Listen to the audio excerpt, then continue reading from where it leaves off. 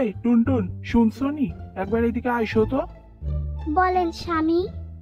ওইখানে আমার রঙিন দামি চশমা খানা আছে, দাও দিনি। সাবধানে। হুম, একদম পারফেক্ট লাগছে।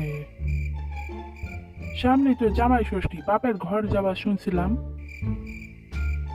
তা কি বলছিলাম মনে আছে তো? আমার সৌরকার খুবই ভাগ্যবান যে আমার মতো থার্ড ক্লাস 420 বকাটে ছেলে জামাই হিসেবে পেয়েছে। তার লইগা আমার জন্য 40 ভরি সোনার চেন অবশ্যই লাগবে। দয়া করেন স্বামী, এমন কইরা বলবেন না। আমার যা কওনে তা আমি কইয়া দিয়েছি, এখন বাকিটা তোমার ব্যাপার। আমার পছন্দের চেন আনতে পারলে খুবই ভালো হইবে, আর তা নাইলে তোমার ডেনের ধারে সোয়ানের জায়গা হইবে।